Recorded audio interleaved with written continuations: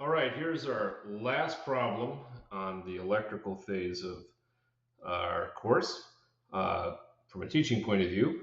Uh, so what I have here is a sort of a picture an antenna radar positioning system, simplified.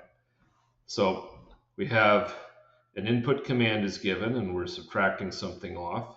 That'll be a voltage that comes out here. That goes into a summer, so that creates an error. Then we have a controller that has a gain. So that's just a multiplication. So that creates a voltage that goes into a DC servo motor that has a resistor, a characteristic resistance, inductance, Km and Kb, these properties. That makes this motor spin.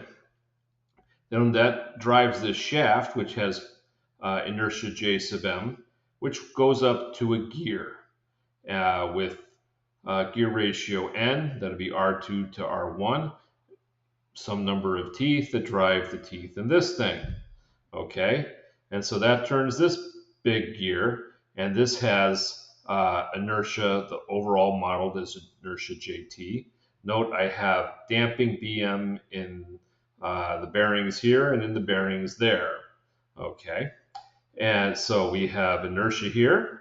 There's a disturbance torque. So picture if this is some sort of radar thing that's spinning around. The wind can provide a disturbance torque that's kind of make your life miserable. Now at the bottom of this shaft, we have a potentiometer that basically, as this thing rotates, it produces a voltage proportional to the position. All right, and so there'll be some proportionality constant associated with this as we shift angular position into voltage. And then here's this voltage coming back. We want to develop a model that we could simulate, say in Simulink, this system, rather than trying to create some massive transfer function, and that would not be fun.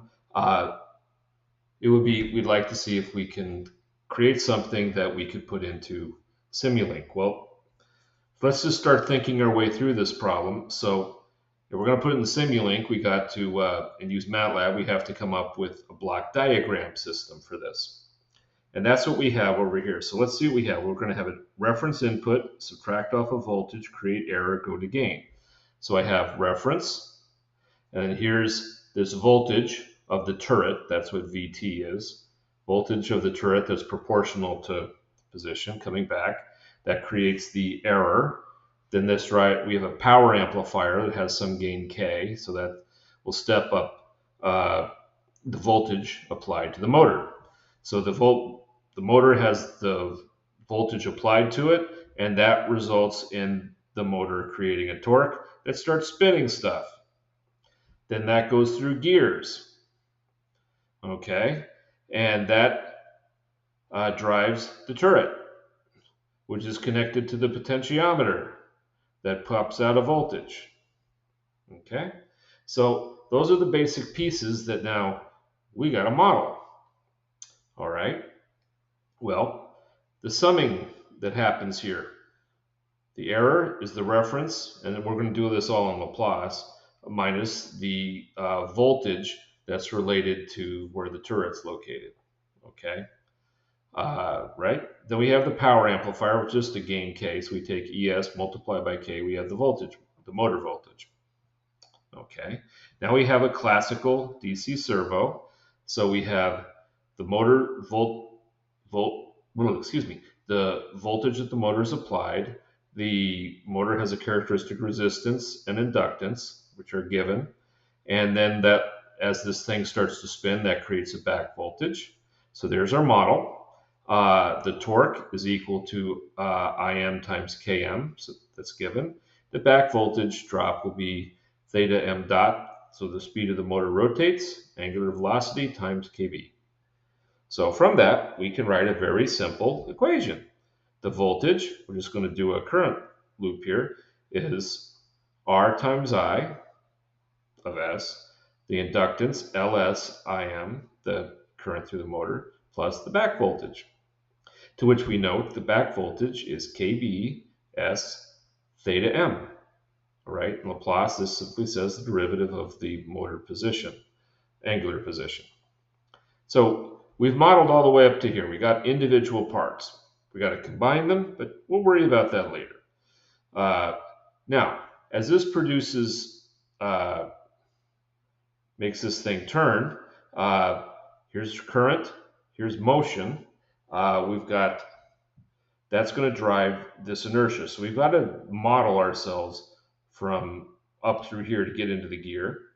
So I've turned this at an angle, but picture, so we're applying a torque at the base. We have this inertia leading up to the gear. All right, so we can model that. We apply a torque.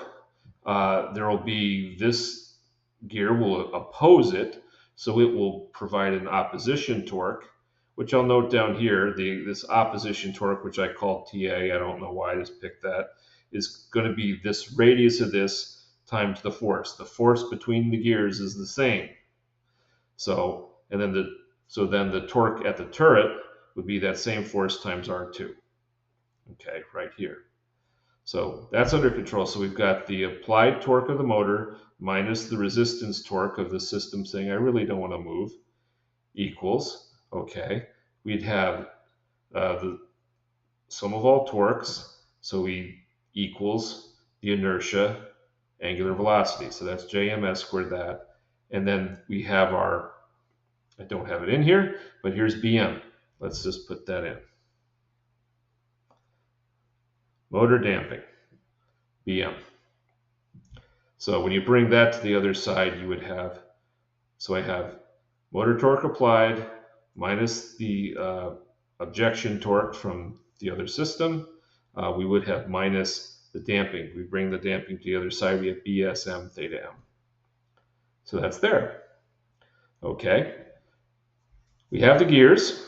We have a gear ratio, R2 divided by R1, okay, which would be torque of applied to the turret divided by the objection torque, as it were, which is also theta M, rotation of the motor divided by rotation of the turret, all equal to N. And here's torque on the turret is N times that opposition torque. Okay.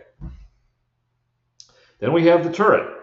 So we've made our way into here. We have a torque being applied, torque at the turret, where we have a disturbance torque that will take going against it. All right. And we have a damping. So you'd have a minus BTS theta T on the side and bring it to the other side equals inertia times angular acceleration, JT S squared theta T. So second derivative of theta, alpha. All right, so now we've modeled that, and then this last piece is just theta T times some Kp creates this voltage. All right, so we've modeled all this stuff, and we want to be able to come up with something that we can put into getting paper ready to start going into Simulink. So here's the system. We've seen it, we've done it, or we've analyzed it. Now we want to come up with something we can put into Simulink. All right. So how would I do that? And my bringing this so I hopefully have a better surface for drawing. Okay. So let's just start at the beginning. How's my space? This can go here. Looks like that'll work. Okay. So we're going to put this into Simulink. So we'll just start here on the side and just let the system kind of talk to you. So we know we have a reference input. That's fine. And picture this is in terms of Laplace, whatever we do, step input or whatever, plus. Then we have our summer. And we need to subtract off. Well, what are we going to subtract off? The voltage output from that from the turret, from the potentiometer. Okay, and that creates, let's see, we called reference minus, I call it VT of S. It's a voltage related to the turret position. Okay, that creates E of S over here. So I'm just going through and I'm putting this into a diagram form. Here's a summer. This exists on Simulink. Okay, then I'm just going to multiply by K. Well, that's easy.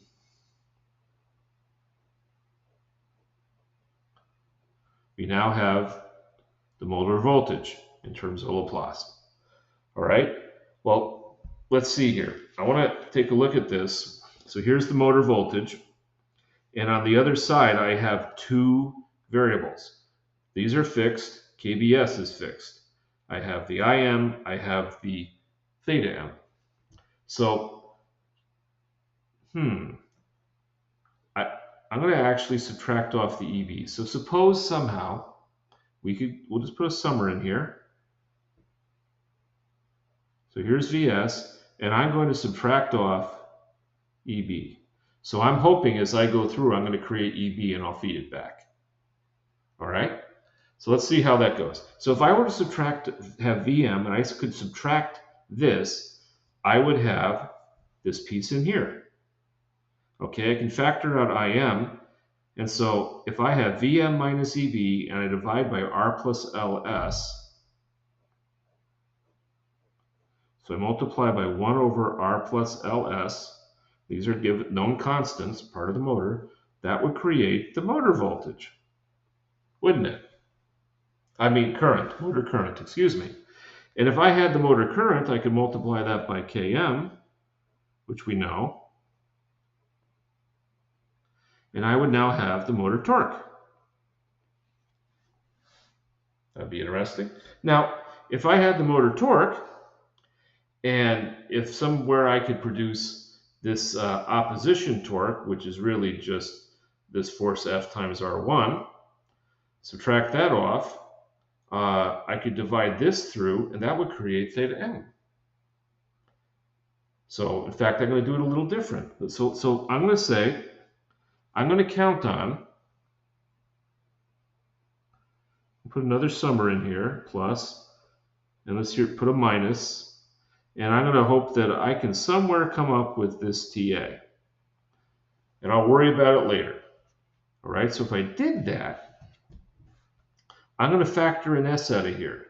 Jm S squared plus BS. So I'm just going to make this JMS plus BM and put the S out here. Now, why would I do that?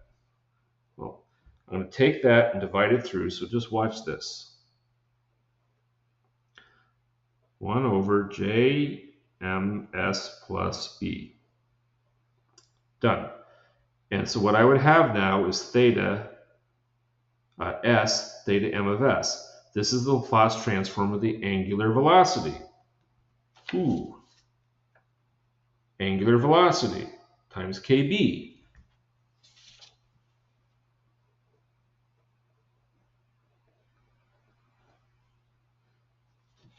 That's the back voltage. Oh, I needed that. Boom. So I got that. All right. Now I've got this. I'm going to integrate it.